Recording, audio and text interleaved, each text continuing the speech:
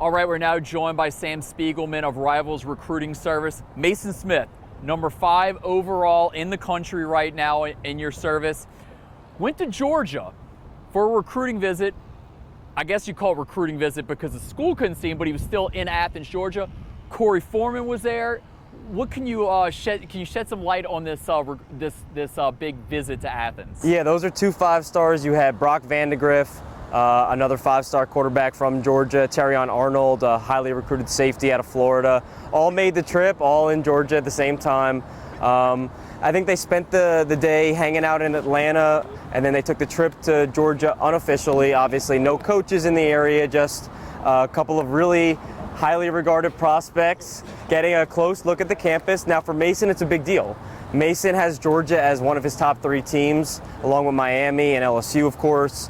But has never been to the campus. He had multiple trips planned out starting last spring, was unable to make it, was supposed to be at Georgia at one of his first visits, going into his senior year, was unable to make it because of COVID.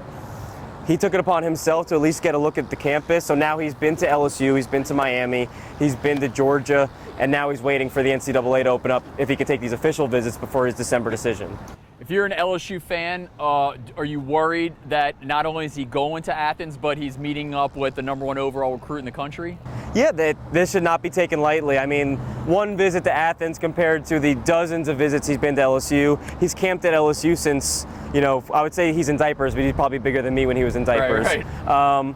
This is his first trip to Athens, and it's not a real visit because he didn't get to see Kirby Smart or Coach Trey Scott, their defensive line coach. If I'm an LSU fan, you have to be concerned. He's been infatuated with Georgia for some time now, ever since he got the offer, even before the offer. Now he goes to campus, he gets a taste, and he goes with the 5-star quarterback that's committed, a highly regarded DB that is maybe leaning toward Georgia at the moment, at least has him in his final group, and the number 1 player in the country who's his best friend from LA. They would like to play together. I think LSU and Georgia are both options for that, so you can look at it at least 50-50. Corey Foreman, what are his chances of coming to Baton Rouge? I know he's a decommit from Clemson.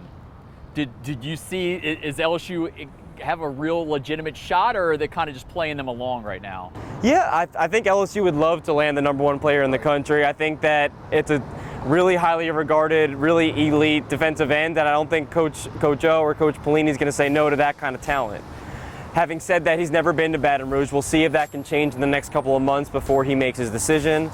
The fact that Mason is so strong on LSU is a factor, because if he can get to Baton Rouge, maybe that can move the needle for Foreman. But he has to worry about Georgia. He was able to visit Georgia. People have connected him to USC because he's from LA, connected him to Oregon, who recruits California really well. And people are also saying that Alabama and Clemson might still be in the mix. So it's a lot of heavyweights fighting it out for him. One of the top cornerbacks in America, I guess you call him safety cornerback, Sage Ryan out of Lafayette Christian Academy. I know that he's got a lot of family members with LSU ties. Is there any movement on the Sage Ryan situation of a possible commitment sometime soon? Yeah, I think we're inching toward the finish line. There's no exact time frame, but I would be hard pressed to believe he waits all the way to December to unveil his decision.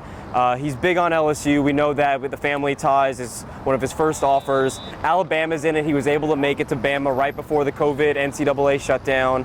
He likes Clemson. He likes Baylor. He likes Florida State. He's done a lot of virtual visits. I think he's kind of tired of the virtual visits. You can see it a lot on your phone a lot. LSU and Bama, it kind of seems like it's going to boil down to. We've seen this time and time again.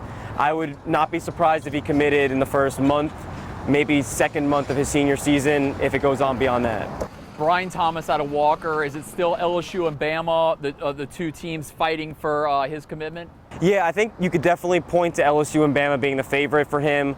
Obviously, he's been to LSU a bunch of times. He was able to get there this spring, meet new coaches on staff, see the environment once again. He's developed a great relationship with Chris Hilton, obviously the number 1 receiver, the 2 best receivers in the state, 2 of the best in the entire country. But he has been at Bama, and he's been there a lot. He's been there a lot since he was a freshman.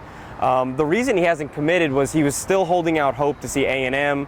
Obviously, Tommy Robinson, a former LSU coach, is now leading the effort for A&M, and he really wanted to get to Georgia. Coach Hankton from St. Aug is recruiting him for Georgia. He would like to get there. The longer the NCAA holds his dead period only helps LSU and Bama land Thomas. They're the favorites anyway. he could make a decision at any point. I also wouldn't be surprised if he just held it out. Sam Spiegelman from Rivals, always great information. Thanks, bud. Anytime.